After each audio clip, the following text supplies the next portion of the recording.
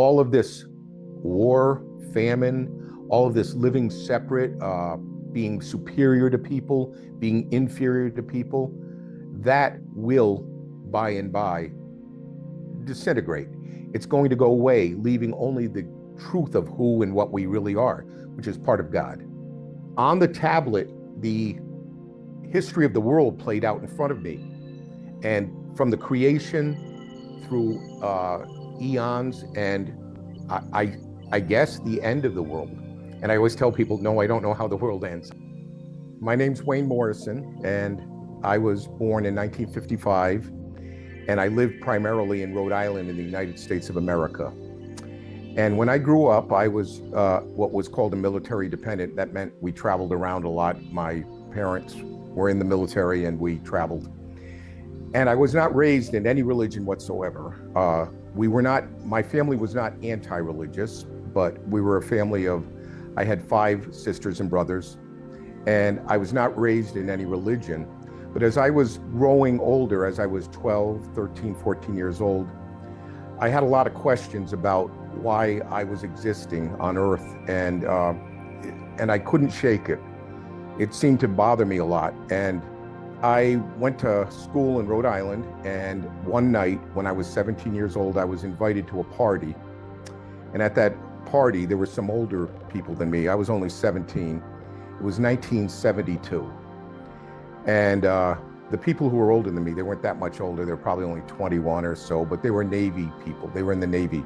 I came from a Navy town, Newport, Rhode Island. And I had taken some medication that night, and I had drunk some liquor. And I really wasn't used to doing that kind of a thing. I was just sort of a naive kid. And at some point during this party, I was there at the party, and what happened next, I've never been clear on. I've never had any clear indication if I passed out, if I died or not. And I really don't care, to be honest. I just know what happened. At one moment, I was at this party, and the next moment, I was in this black void, and I was moving forward at a very rapid speed. I couldn't calculate how fast, but it seemed like at the speed of light. And as I traveled and went down this tunnel, there was a large opening. And at the very end, I could see a light, and I heard this rumbling sound. And I've never heard it before or since. And it should have been terrifying, but it wasn't. It was very soothing, actually. It was low rumbling, almost like I was in an earthquake in the Philippines when I was in the military, and I equate it to that, but it was much more than that. And as I was moving forward, I kept having this thought in my mind, I'm about to learn the secret meaning of life. And as I got near the light, closer to the light, I came out the end of what I guess I would call a tunnel. To me, I never thought of it as a tunnel back then, but since then, I've thought of it that way. And as I came out of the tunnel, I could see beautiful valleys and flowers and trees and rivers and streams. And there were flowers that were below me, and I was traveling above them. And as I looked down at these flowers, some of them were very, very big. How big, I don't know, but I mean, really, really big. Not like we would see flowers here, the size of a house maybe, And they were all making this wonderful music, or at least it seemed like it was coming from them. It was coming through the air and into me. And I had the understanding that these flowers, all this life, was there to support me, both physically and I guess what I would call spiritually now, although I didn't think of it that way then. And as I moved forward, I was thinking to myself, I don't have a body. I'm free of a body, but I didn't feel like I was losing anything. I felt my presence. I felt a stronger presence than I had ever felt before. And up above on the right, there were 3 very tall beings of light.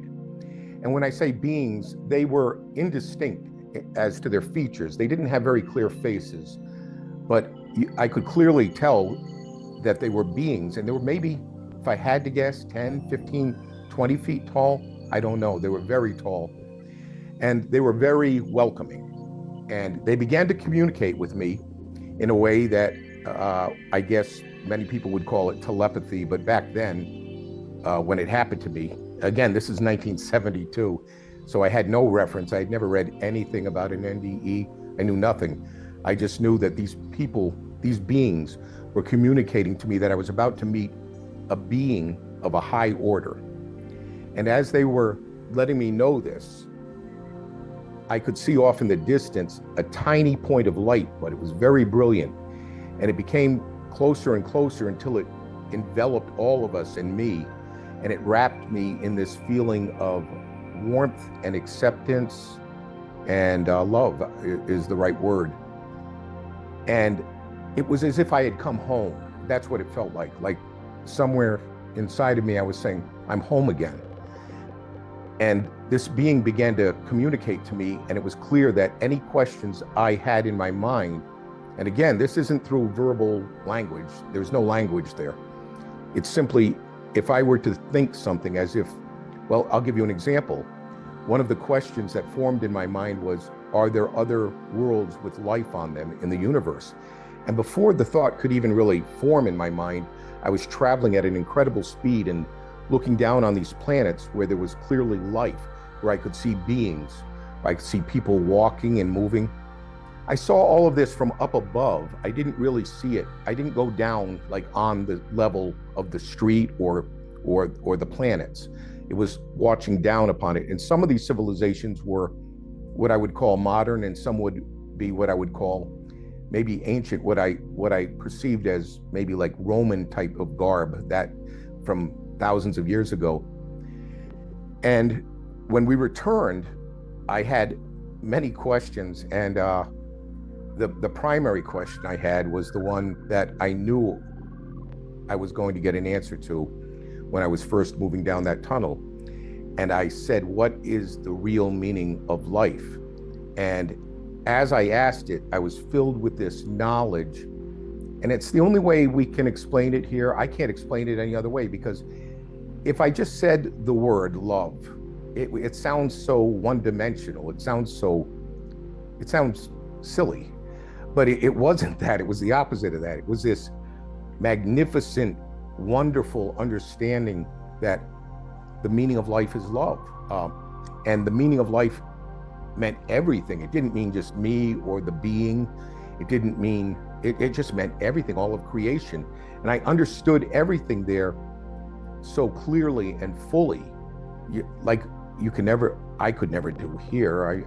I feel like I don't have 1% of the ability, not even close to that, to perceive things the way I perceived them there and then.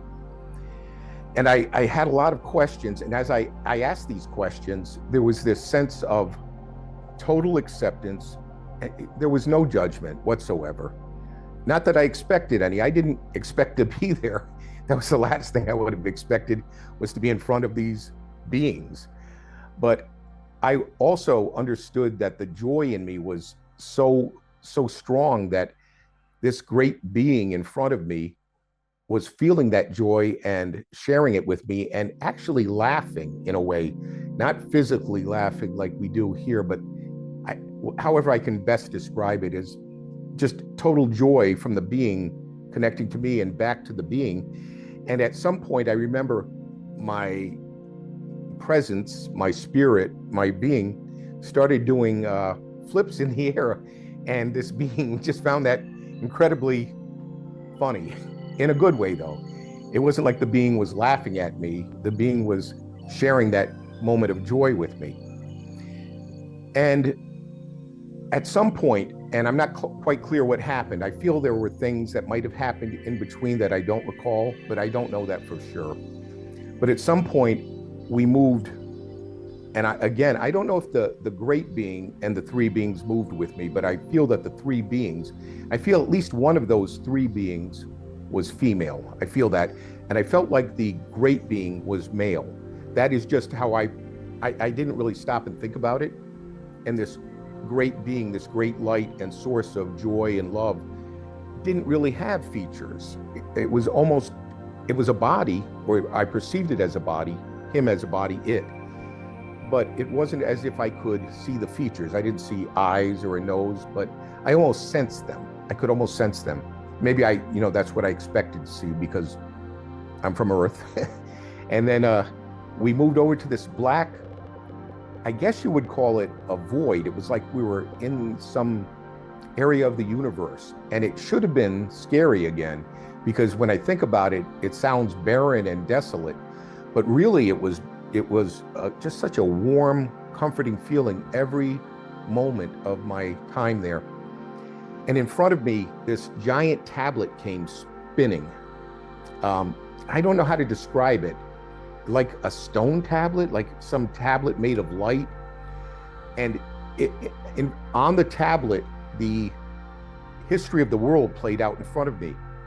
And from the creation through eons, and I guess the end of the world. And I always tell people, no, I don't know how the world ends. I don't. If I did, I don't remember it. But I saw a lot of things happen in a millisecond. I saw centuries go by, but I absorbed them instantly. It's hard to describe. I can remember very clearly, though, and this, I don't know if it horrified me, but thinking back on it, it seemed terrible. Armies just clashing against each other, just armies rising up and clashing, and disasters, all these things, and good things, I assume, too. But it happened so rapidly, but my mind was able to absorb the information in a way, it couldn't be done here. It just couldn't. And I understood, there was somehow an understanding that I was deeply connected to the world, to everything around me, and that was connected to me. Exactly how I understood that, I don't know. I just understood it. And then at some point, it became clear to me that they wanted me to go back to the world. But I had no intention of doing that. I knew I was home and I was not going to leave. And I don't remember clearly what I articulated, how I spoke this, I couldn't speak, but how I communicated this. But I think I was probably pretty adamant that, I'm staying. And all these beings, I've tried to think of the number of them over the years. And by the way, this was 50 years ago. This was 50 years ago, half a century. But in my mind, in my life, it remains the clearest memory I've ever had in my entire life, far beyond any other memory I've ever had in my life. But all these beings, there were thousands, maybe, there were at least hundreds of light surrounded me. And they began to sing this spontaneous music. And when I say sing, I didn't see their mouths. I didn't even see their mouths move because I didn't see their mouths. It emanated from them. Like everything there was emanating light, energy, and sound. And it was all part of the same thing. So there was no separation from sound, energy, light, knowledge. It was all omnipresent. And as they made this beautiful music that I can't even begin to guess would be like in the world. And I've been a musician for many years, so I know a little bit about music. But as they began to sing and praise me, they praised me, sending me off to return to Earth on some sort of mission or for some reason that I assume, this is an assumption on my part, was removed from my memory. Because I have no memory of them saying, well, you have to go back for this reason or you have to go back for that reason. It didn't happen that way for me. It just, one moment I was saying, I'm not going to leave. And the next moment I agreed to leave. So, and they sent me off in magnificent fashion as if, I don't know, as if I were some sort of great being, to be honest with you. I know that sounds egoistic. I don't mean it that way. I just mean, it was the most amazing thing that ever happened in my life. And so the next memory I have is I'm actually in the bathroom of this apartment where there was a party, and there was, and this sounds a little morbid, and I really want to be very clear about this because every time I tell the story, I want people to understand. I think one of the biggest mistakes you could make in your life is to end it of your own will. And that's what I believe. And there was a razor blade there, and I picked it up, and I was going to slash my wrists. And I know that sounds terrible, but it wasn't in despair. It wasn't in any kind of anguish or anxiety. It was because somehow I understood, and I don't know how I understood this, that if I died, I would get back there. And this is the only time that anything in my life here on earth could be what I would describe as mystical or something. A deep resonant voice said to me, no. And I dropped the razor blade. And at that moment, the door opened and somebody, one of these guys at the party, said, hey, he's in here. I found him. And then that's it. Now I'm 17 years old. And now I begin to have my life on earth. And I went to my girlfriend at the time. She's my wife. We've been married over 50 years now. And I told her the story. She understood that I was telling the truth, because she understood that, you know, I wasn't a drug user. I wasn't this kind of person who would, I wasn't hallucinating, and it wasn't close to a hallucination. It remains the most vivid memory, the most clear memory I've ever had in my life. Out of all my memories, that is the most clear one. And at that point, I went on with my life, and I don't want to bog it down in too many details, but we had a baby. I joined the Air Force. We were in Denver, Colorado, and I believe the year was either might have been 1974, I believe. And I was with my wife and my newborn baby, and I was watching TV in our apartment, and there was a talk show, what we call in America a talk show back then anyway. And there was somebody introducing a doctor named Raymond Moody, and he had written a book called Life After Life. And I said, okay, fine, what's that? And he comes out and he begins to talk about it, and I jump off the couch. I remember this. And I said, that's what happened to me. That's it. That's what happened. And my wife knew, because she knew the stories, because he began to explain all these things he had documented. But up to that point, and I would have been 18 or 19 years old at that point, I had no way of knowing, this is the 70s. There isn't internet, there isn't any of this. And this is the first inkling, this is the first knowledge I had that other people underwent the same experience that I had, more or less. So when I saw the great being, as I said earlier, I was raised non-religiously, not anti-religiously, but I wasn't part of a religion. So I was when it happened to me, I was what would be called either an atheist or agnostic, somebody who doubted maybe the existence of God, but probably wanted to believe in a God. But when I met the being, I had no name, no idea to put to the being. And I have been asked since, do you think that was Jesus? And yes, I have come much, much later in my life to believe that it probably was Jesus, or whoever Jesus, the being, the great creation of Jesus was. I believe that probably was Jesus, if we have to put a name to it. And there were no names there. There was just magnificent presence, that's all. Whatever message they gave me, or if they gave me a gift, and they did give me a gift, that experience itself was in fact a great gift, the greatest gift I could have ever asked for, because I have no fear of death. And I know that as a teenager, as a young person, I had a very dark fear of death. But as far as a message, no. If they gave me a message, it's buried in my consciousness. I don't remember any clear message like, go back and tell everybody that you died and it's okay. I feel that's what I should do, but that's not something I remember being not verbally, being communicated to me. Yes, we will live forever. We're part of God's creation. Now, I don't know exactly how we'll live. I'd be lying if I said I did. I don't know if I'll be reincarnated on Earth, if I'll go to some other place. I know that place, though. To use a bad joke, I'm dying to get there one day because it was like, if you can think of the best feeling, the most comfort, most acceptance and love you've ever had in your life, and for each of us, it's probably, an individualistic thing. It's all different for us. But if you've had anything like that in your life, if you could magnify it by 1,000,000 times, it wouldn't be close to what I felt there. We are here for some purposes. If we don't know what they are, and I'll be clear, I do not know what my purpose is. I really don't. But if we don't know what they are, if we simply accept that we are part of God's creations and allow our consciousness and our spirit to go in that direction, then I believe, this is me speaking, this wasn't something that was communicated to me, but I believe that our consciousness level will rise. It may take, billions of years. It may, maybe more, I don't know, hopefully less.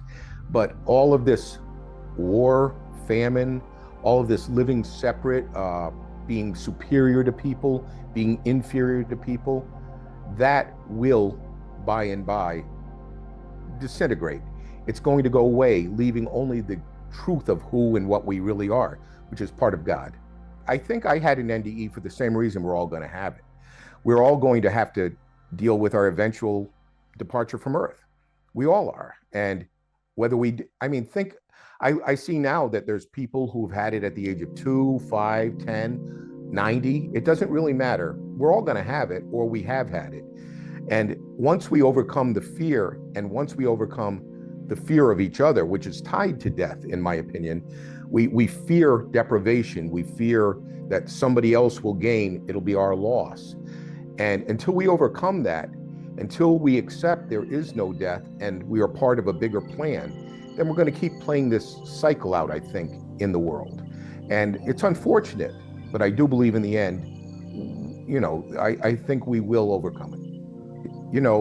Scientifically, looking at the future, I think we can all accept that everything around us, ourselves, the earth, the sun, the moon, it'll all disintegrate in time. So scientifically, we know that will happen. And if we were truly just a body, if we were only temporary, then it would be a tragic thing, but we're not. So there's no tragedy. It's the opposite of a tragedy. It's fantastic news. Hang on. Help is coming. Because help is coming to everybody, just in different ways, different times, maybe different lifetimes, I don't know. But if we can just hang on and do the things we know in our hearts are right, we'll be okay. We'll be okay. We'll get there. I'm like anybody else in the world. I had a life.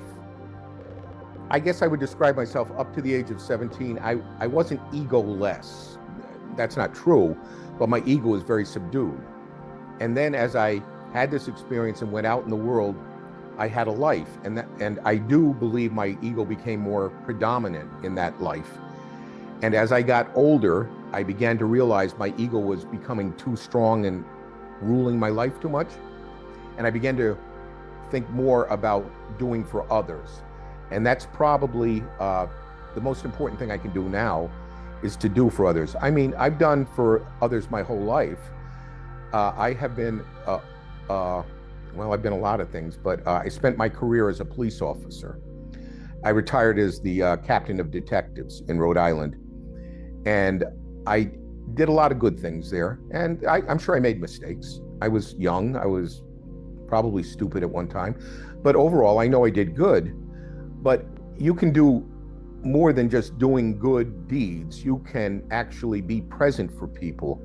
And by that, what I mean is it enough to just be a good person? Being a good person, I think that's essential. I think we have to be good people. But in order to raise our vibrations, to use the word vibration, to raise our vibrational level and to raise other people's vibrational level, I think what we need to do is shed as much of the ego as we can and really accept each other. And I know it's an old cliche, but to me, it's a profound truth. Do unto others as you would have done to yourself. I think what we are is what we are here. We are energy. And that's the way I think of it, as energy, as light, as the very source of life itself. And for whatever reason, I have my own opinions about why we came to the world, but that's my opinion. For whatever reasons we did come to the world, I believe it was to show that we were separate from God and that we could live apart from God and really each other. Because think about what we do to each other here in the world, the way we treat each other so poorly. And, war, famine, things and don't get me wrong, I understand there's millions of good people doing great things. Don't get me wrong. And I think that in the end, I do believe that it will win out. But I think the world was probably not a good idea. It was probably a bad idea. But because this is my opinion again, I don't remember being told this, but I think because God loved us so much, he said, and we loved God so much, we're willing to come here to do the hard work that we have to do to return all of us to where we belong. All I know is that energy cannot die. That's scientific fact. And what I know from my experience is that not only will energy not die, but it will go on to a better form of energy. That's my understanding of it. I didn't want to believe in reincarnation, but I suspect it's probably a reality. And I think that we probably and we probably do have choices. And we make those choices based on, I don't know why I came back here. And I'm sure that people who put NDE channels together have met many people who would beg and plead to stay there. And yet they came back anyway. And you have to ask yourself, why is that? So when I think about it, yes, there probably is reincarnation. I don't know that to be a fact, but I believe it probably is a case. And I'm hoping to minimize it for myself because I really don't want to come back here again, but whatever. If you are teaching love and accept that you are only love, then you cannot judge anyone. You cannot be angry with anyone, including yourself. You cannot be disappointed in them. You can only give what God gives, or what the great being gave me, unconditional love. I think that the people of the world will eventually overcome war and suffering. And I think it's, unfortunately, we live in a condition that, Einstein said can't exist, time and space. Scientifically, it's been proven it can't exist. And yet, here we are. We appear to be in time and we appear to be in space. And in this place that we perceive as time and space, the world, I think it is our job to overcome that and not leave it to politicians, not leave it to governments, not leave it to the people with the money and the power, but to really rise up by being a good person, a great person each and every day.